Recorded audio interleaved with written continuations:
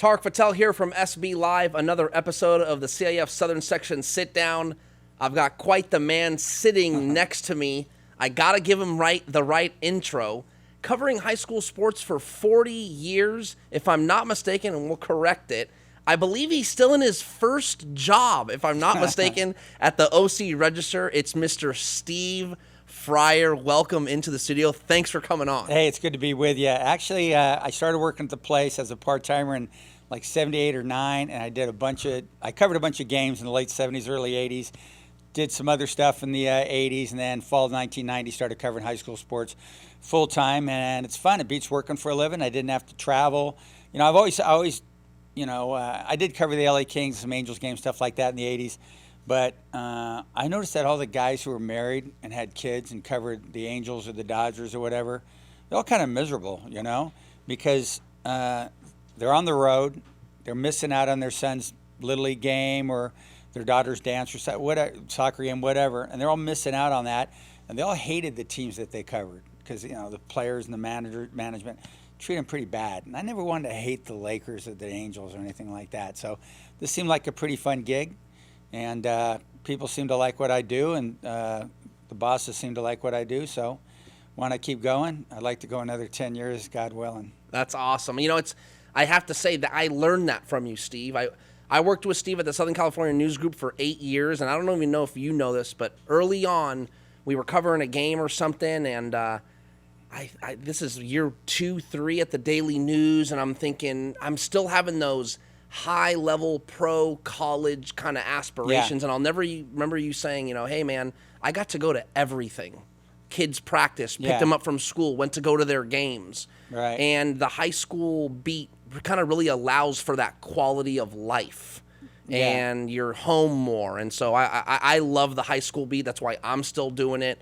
And did a little college, UCLA basketball, got some March Madness in there, which was fun. But I think I really admire that take by you.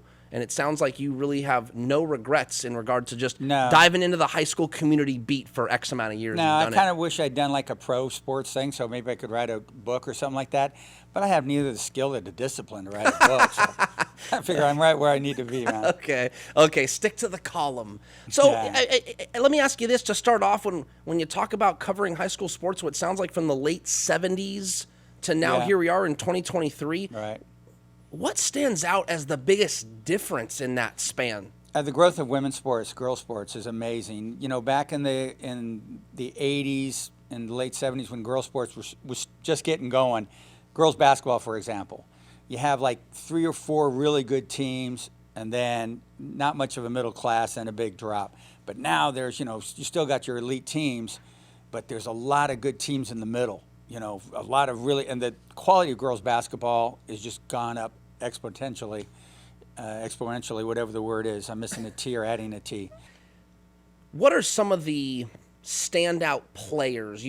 I mean, I know there's a laundry list of them, I'm sure, but the ones that come to mind, and maybe actually if I could specifically ask you before you get into a list, maybe who was the first you watched and went, whoa, okay, that's a different guy right there, or young lady? Tony Gonzalez, you know, was something special. He was a really good football player and a very good basketball player. Played basketball at Cal. He was fantastic. Rob Johnson, who was a quarterback at El Toro and played in the NFL and played at USC. He was a good baseball, basketball, and football guy. He was fantastic. Deshaun Foster, who played at UCLA, played at Tustin High. I swear I saw him intercept. He played defense, too. I swear I saw him intercept a pass at the opponent's 15 and took 2 steps into the end zone. Yeah, just like galloped in for a guy. You know, I saw that. Matt Barkley was spectacularly polished as a quarterback. You know, it goes on and on. And then the baseball guys, Freddie Freeman, you know, Matt Chapman and Nolan Arenado both played the same position in high school. You know, now they're in the Major League Baseball, and but especially the baseball guys. Garrett Cole, the pitcher. Gosh, you know, I did a top 34 football players about a year or two ago. I'm going to try and tackle a basketball one. 34 years, 34 guys, right? Try and do it in baseball. See what I can do with it. And but it's just nuts how many, you know, Misty May, volleyball. Sure. I mean, you know, you watch the Olympics and volleyball, aquatics. You know, go to a Major League Baseball game. Tanner Bybee is pitching against Patrick Sandoval at Angel Stadium. They were teammates at Mission Viejo. Shane Bieber won the Cy Young Award. I didn't see him play in high school because it wasn't even on my map. The depth of talent, certainly, like you're saying, he never even really was on your radar. Now he's in the MLB. What about basketball in particular? Names that come to mind. I know Klay Thompson's kind of an obvious one, but there's got to be so many more. Well, I got a good Klay Thompson story, actually. Going into his senior year, I did, top 10 teams, top 5 players coming in. I didn't have Klay Thompson on the top 5 list. Don't laugh. Let me tell you why. Because as a junior, I thought he was kind of a timid guy. Remember, not many people recruited him, went to Washington State, right? Mm-hmm. So I wasn't the only one who had that, but I just thought he was too timid. And Jerry DeBusk, one of the greatest coaches of all time, coach from Santa Margarita, Jerry goes, man, you should have had Klay on your top 5 list. I go, Jerry, I think he's just too timid. He's got some skills, but he's just not served enough for what I like in a basketball guy. And then, I saw him play that season. I go, oh, yeah. He's the guy. Top 5. He's the guy. Do you know if he ended up being your player of the year or anything like that? I can't remember. Okay. But he may have been. Depends on who was out there that year. But he was, he got slick and was just hitting shots, and that quick release thing was happening for him already, right? Sure. And dead-eye shooter. Yes, and just come off the dribble and flick it and go and boom, just fantastic. But Klay was there, Cherokee Parks was there. Oh yeah. Chris Burgess might have been the best player that I saw when he was at Woodbridge. He was fantastic. Eric Chenoweth was a big guy in the middle. He was pretty good. Modern Days had a plethora of guys. Miles Simon was an extremely polished high school basketball player. Could do everything well. Taylor King is a shooter. Yep, I remember great him. Outside shooter. Not much of a defensive guy, but still one heck of a scorer. Lefty, right? Yes, sir. Mm-hmm. Pretty good. And, I picture in my mind when I think of him, baseline threes, boom, boom, line drives going in everywhere. He was great. Switching gears a little bit on kind of the wave of media. So for so long, print media, now it's more digital, right? I mean, maybe your just initial reactions and thoughts on the way things are changing with so much digital media out there and so on. It was going to happen. The computer started coming and everything got, smaller and faster and everything like that. It was going to happen. And there's a lot more, podcasty things like we're doing now. Print media, we still print a paper. Every time I look in the obituaries and see somebody 85 years old died, I go, there goes a print subscriber. just lost somebody. Yeah. But, we do more on the web. I'm busier than ever. This is how it's affected me. It used to be like if the Times had a story about, let's say, a coach resigned or something like that. They had it in the paper on Tuesday. Get around to it until about 4 or 5 o'clock and then file it for the next day's paper. Now, if my partner, Eric Seinheimer at the LA Times, has something breaking a story at 11:20 a.m., I got to have something at 11:22 a.m. There's no that, I'll get to it. You're on the run. You're on the go. Got to get the rankings out by noon, because that's when the eyeballs come in. Yep. Try and get stuff when people show up at work. Instead of working, they're checking out what Fryer's got to say. Yeah. Love you guys, true. by the way. Thanks for doing that for me. But, and then, in the evening when they come home, get something for them, keep them engaged all day long. So as far as that's how it's affected me, I'm riding that bike. I'm pedaling hard all gosh darn day, which is fun. I kind of dig it because it's kind of keeps you honest, like you're kind of on it. Keeps you going. It really is a beat in regards to just like one thing after another. It's pretty fun, You're on the treadmill and you're still reading stuff, and posting stuff, Twitter while you're, taking your steps and stuff. It's fun. I it's either let it freak you out or embrace it and go. And I've embraced it. And I like to think, I'm an older guy, but I like to think I can kick the tail of the young dudes on social media. Whoa. The high school landscape, it's changed in media. It's changed. We'll talk about transfers now. Before we get into it, your thought on the transfer? Well, I know people change jobs or communities for a better situation. And that's what kids are doing. They're changing because they think that see the grass is green on the other side. Whether it's they're looking at scholarship opportunity, college got really expensive, right? So you're looking for a college scholarship opportunity or playing time, going to a winning program. You don't dig the coach, whatever. The opportunity to to change your path should exist for young people just like it does for adults. You know, you've changed jobs. Sure. Me, I'm either very loyal or I'm in a rut. I haven't decided which one it is. But I'm at the same joint for 40 years. But even with my loyalty, I can certainly see why you want to change, go to something better. So I'm all for it. A lot of people don't quite understand that the section really kind of just enforces the rules that the member, Yes. that the league. Well said. Yeah, and listen, that's another. I don't want to dive too much into it, but that's another reason why we had Tom Simmons on this podcast to kind of Yeah. set the record straight. Right. There is a misconception that the Southern section and the new commissioner Mike West can just make a rule, Yes. flip his wand, and boom, that's Tom what it is. said this: we serve at the pleasure of the member schools. The He member, probably said so it he goes, if the word for membership word. wants to vote majority Yes. to make it the wild, wild west of transfers, we Yep. will uphold that Recent rule. example of that is lacrosse officials a year or two ago. They wanted an increase in pay, and they said, "Well, we'll strike, and they won't give us a raise in pay." I told them, I go, what you do is you make a proposal, you go to council, Yep. gets a first read, and then the vote. I swear, you guys are going to get your pay increased. It's going to happen. Just do this the right way. Yes, Right. And they did it, and they got their pay increase. Yeah. Yeah. And sometimes athletic directors don't know how it's working. And right now, there's another association that's talking about doing a strike. Okay. And I'll be writing about that, I think, this week. Okay. Just go through the channels. It'll happen for you guys. Sure. I think that's, again, a lot of misinformation out there. Sure. And so it's good to have someone like Tim Simmons on, and even yourself that's been around the section for so Yeah. long. And I think the section gets a bad rap, but understandably, right? Roger Goodell in the NFL. Sure. Adam Silver in the NBA. Yeah, you the can't help low-hanging everybody. fruit. That's it. You just go after those Yeah, guys. Artie Moreno with it. Never mind. Yeah, too soon. Yeah. The other part of transfers. So if you had your druthers per se, wild wild west, make it more strict. I mean, I'd like to hear Steve Fryer's take on what could potentially fix. And I know that's a stretchy word. Yeah. I don't know if there's anything broken, but some might say, hey, it's getting out of hand. The transfers are too rampant. What would you say would fix it if you could? Boy, that's a great question, man. But I think it's about right. Okay. I think we've finally found, water finds its level, all that. I think we're just about right. Where before it was too restrictive, it can be too loose. One thing, it's really up to the schools to decide. A few years ago, a couple kids transferred from Rancho Cucamonga to Mater Dei. Yeah, I know the story. They played during the football season. As soon as football's over, they went back to Rancho Cucamonga. Basically, football mercenaries. Yeah.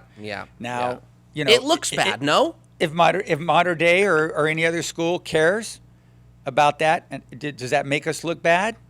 Then but if we write about it and say this, you're not, if you have this mission and all that stuff, and this is what's happening at your place, that's you messed it up, man. You messed up. Sure. But I think it's just about right in terms of allowing kids to move around. One SOP. I think the sit-out period's great. I like the sit-out period too, actually. If you move, and you have to move to a school, to the public school district of even in the private school. Correct. Like when Gazaniga moves to Orange Lucen, Santa Margarita, they got to move to a house that's somewhere. You can't just move down the street, per se. Yeah, you can't just move across the street or one apartment upstairs or something like that. You got to make a move. And then they go, well, the school personnel goes, checks it out, makes sure the move's legit and all that, Hopefully they're doing the right thing. That's where... Because the CIF doesn't have like a 20-person police force that goes around and follows the kid from in and out. People think that there's some type of investigative, sector or what have you. And really, again, something else people don't understand, it's really up to the schools to pretty much police themselves. And you'd think they do their due diligence, because if you finagle something and it gets caught, now you are costing 95% of whatever team forfeit. Maybe you have some historical run. It all comes back because you tried to get one guy eligible. Whenever a school has to forfeit their playoffs or whatever, because one adult maybe didn't look at the paperwork the right way, somebody messed up somewhere, and then the other 99% of the kids who did everything the right way to get us into the playoffs, they all suffer. So athletic directors, it behooves them to make sure you get everything right. You really check it out, because in this day of social media and everything else, everybody's got a movie camera sitting in their pocket. You know, it's got to be pretty hard to get away with stuff. You know, if you're a high school coach going to an 8th grade basketball tournament and you're talking to kids, that ain't gonna stay secret. No, yeah, no, it's something especially super egregious. It'll get found out pretty quickly. Yeah. And you think those Trinity League schools are watching each other a little bit? Oh yeah, I think so. Yeah, one eye open. Yep. Social media. Yep. That's something that's really different, right? In regard to when you started and how is it going? You know, talk about the social media aspect of your job comparatively. You know, back in the old times, like we were talking about, anything that was written or said about a high school athlete had, Jim Hill's name on it, Steve Fryer's name on it, Eric Sonar's name on it. Now it's Super Cat. Yeah. Yeah, good call. Is ripping a high school kid or something like that. I generally won't respond to somebody who's hiding behind. I just made that up. Yeah, no, you're talking about that's trolls. my burner account. That's the. Oh, so you're talking smack to yourself. Yeah. So you're talking about like trolls. Yes. That's, people that are on there just to get a rise out of someone else. Yeah, and generally they don't know what the heck's going on. They have no idea, how things work. Like, athletic directors get confused by CF rules. Super Cat don't know. He doesn't know what's going on, or her. And so, the opportunity for somebody to rip a high school athlete or a high school kid. Mm-hmm. We have this thing going on at the register is that if somebody fumbles the ball at the goal line, and you may have heard me say this in our discussions, somebody fumbles the ball at the goal line, we're going to do all we can to mention the name of the young person who recovered the fumble, not the kid who fumbled it away. Now, it's a kid missing a free throw with no time left on the clock. Hard to get around that. Sure. But these are all kids still. They're all high school kids. They're still mama's little boy. They were just a couple, not that long ago, they were sleeping with stuffed animals. Some of them may still be doing it. Right. So we tread pretty lightly on it. For somebody who's not going to put their name behind their opinion, ripping a high school athlete who already feels like garbage because they threw an interception or dropped a pass in the end zone in a big game, they already feel like heck. Right. Why kick them? And I am not going to do that. That's not how we roll. And for somebody who can just do it without any repercussion, without any accountability and responsibility, message boards, stuff like that. I used to go on a message board at OC Connect. Oh, I thought you were going to say, wasn't there Cal Preps or not Cal Preps? SoCal Hoops. SoCal Hoops. Yeah, those and I used to boards get in there. Those threads were crazy. Now, Steve. I hear that there's still some good insight in there. Oh. I haven't been to SoCal Hoops in years, I swear, or OC Connect. I might have gone to OC Connect last year at one point. Basically to hear what they got to say about me. There's an old Eagles song. Those message boards, you could argue, was like social media before social media came around. Yeah, and kind of an opportunity. And there is some insight in there. Some people who know what they're saying. Well, because it was maybe the first opportunity where the community could kind of chime in, and that's pretty much what Twitter and all these social media entities are. But that's there's still those funny... weird communities out there of dysfunctional men. Of course. The Al Bundys of the world, right? Yeah. And they're out there talking, and sometimes they have insight and they know stuff. And I'm certain that there's an assistant coach or two who's out there, feeling good about themselves. Question. They got some inside angle. One thing you bring up a funny point. One thing I've realized, I'm now in my 9th year covering high school sports, loving it, and it's kind of funny. As a reporter, you go to a gym, you go to a game. How often do you run into uncle or dad that cannot wait to really show off how much knowledge they have and come up and go, "Hey, Steve, well, did you know this?" And in a certain extent, there might be knowledge you not know, but what's funny is those tidbits end up can be really useful because someone wants to show off what they know. Talk about kind of creating sources and getting info. It is. I dig it. No, because it's helpful. Yes, it is. And it's sort of flattering that people kind of love to talk to me and stuff like that. I especially love it when people talk to me when I'm walking up the steps to a Cerritos College or Veteran Stadium. You need a break? Yes. Yeah. So if you ever see me walking up to Veteran Stadium or up there like that, and I got the backpack on with the laptop and all the stuff in it, please stop me and say hello. Thank you. Yeah, no, and they're adding steps as I've gotten older to those press boxes. Veterans, that is quite the hike. And the steps are kind of like, they're like steep. And they're getting steeper as I've gotten older. Yeah, it's pretty weird. But I appreciate that, when people call me and tell me stuff about because coaches won't tell you if somebody, we don't get injury reports. And I'm trying to do, predictions of games, and I don't know if the quarterback's going to play or not. There's no injury report that you get for college or pro sports. Right, like a So I'm kind of taking a guess here. So if somebody wants to tell me, my son's not playing today. Well, cool. I like that. But 90 whatever % of the parents out there are just the best. They're so good, great people, and don't let the 8% of them that are whack jobs mess it up. But most of them are great. They appreciate what we do. Basically my job is I'm filling scrapbooks for a living. That's all it is. It's not more complicated than that. And then when people appreciate it and dig it and let you know that they do, or hey, I'm, Joe Smith from the 1994 Los Al team. Oh yeah, I remember you. Yeah, man, you were so good to us and all that stuff. That makes me about the way that's impacting high school sports. That's really interesting. I think, obviously what's going to happen is the higher visibility school you're at, St. John Bosco, Mater Dei, et cetera, you got a better chance to get an NIL there than if you go to, neighborhood Jones school High at X League, right? You're going to have an opportunity. So that's going to make it more attractive for Mater Dei and St. John Bosco, et cetera, to get kids. Maybe transfers, incoming ninth graders. It's going to help. As far as like kids getting money, can you imagine? I can't imagine a 17-year-old Steve Fryer with $100,000.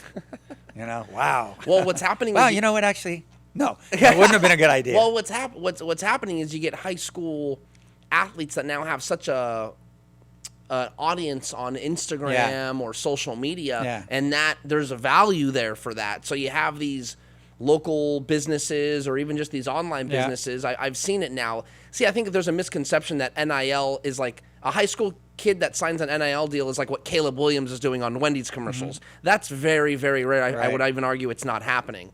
What's happening at the high school level is you get a kid that's got 400,000 followers on Instagram. He's got quite the audience. Yeah. And some new sock company says, hey, we're going to give you $500, $1,000 plus X amount of socks. Can you post on your Instagram promoting our product? I think that's how the NIL is working in high school sports. Is that bad? That's okay. So now that I come up with a scenario like that, what do you think about that?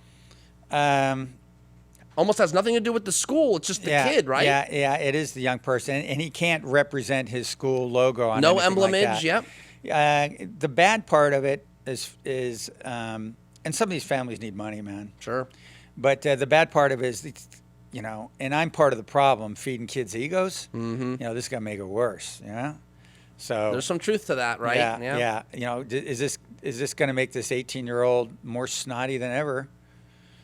All right, whatever. Make him the player of the year. He deserves it. Yeah, I know. That's an example, right? That's a big deal, being the OC player of the year. Yeah, I hope it is. No, it is. Because if you go to college football profiles and basketball profiles, and Steve Fryer, shooting guard, and then you scroll down his senior year, his junior, and if you go down to high school, it'll say he was. Yeah. It'll say OC Daily News Player of the Year. I mean, those kind of follow those athletes. Yeah. I think it's a big deal. Yeah, it is a big deal. But the NIL thing, I think I'm still figuring it out. Okay, yeah. I need to see more of how it affects the young people. And if we see, Mater Dei and Bosco are going to get stronger. Is this going to help make it more so? Almost certainly. Yeah. But I think there's still some data to be sifted through and digested before we decide how awful this thing is. And can the CIF-SOUTHERN section, a.k.a. the member schools, put in some legislation in the Blue Book about name, image, and likeness stuff? There's a few things in there now, but with this growing, are we going to see schools come up with some proposals about how to mitigate this, put a little lid on it, try and keep it under control? It's up to the schools to figure it out. As we kind of start wrapping up, as a reporter, someone that's serving the community for so long, someone goes, what do you want to be remembered as? What's kind of the legacy? I know it sounds a little corny, but there's some truth to that. You've impacted the community for so long. People are going to remember your name for a long time. and maybe even forever, Steve, with some of the work you've done. I think it's like, well, thank you. That's an awful lot of nice things right there. Just be remembered. I think in whatever your job is, whatever your occupation is, did you do it the right way? Whether you're a CEO of a company, you treated people good who worked for you. If you're, a waiter at whatever. If you clean the dishes good, whatever. You're a good dad. Did you do things the right way? That's where it all is. You don't have to put a number on it. I'm not trying to put you on the spot. How much longer do you 10 think years. you want to go? 10. Oh, so you want to go till you're 75? Yeah. You smile with it. Okay. Yeah. Well, and why? It's up to the. Of course, up to the big guy else. upstairs, right? Yeah. Hey, man. Or woman, just in case. Cover my bases. Yeah, here. yeah, that's fair. That's yeah. fair. No, I'd like to, but that depends on health and things like that. Of course. And if they keep adding steps to the press box, I got to walk up. That might take a year or two Yeah, off. No lie, brother.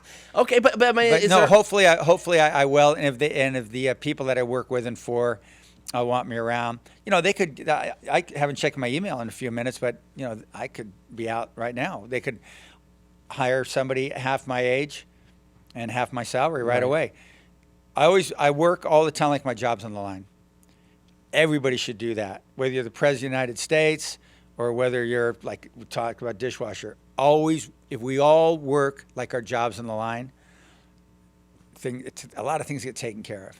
So that's where I go. The 75, last ad on that. The 75, is that a number in your mind, or are you thinking, I got 10 more years left in me? Which one is it? I'm starting to write well. And so I'd like to see I'd like to see. You haven't peaked yet? I don't think so. I'm starting to write. I'm starting to enjoy things that I write. I go back and read it, and now I don't vomit when I read it. And so I'm writing well. I think I'm getting better at it, and I want to see how good I can get. That's the truth. I swear. Come on. No, I really want to see how good I can get. I know. The Rolling Stones just are putting out an album, and I think and that inspires me. Okay, yeah, they're still at it, kind of thing. Yeah, like, okay, can we do something better? Can we add something? And I saw that. I go, good Lord, boys, you're doing it again, and they're going to go tour again. And when I see McCartney and people like that just keep rolling, Tony Bennett, who just passed away, he pushed it as far as he could get.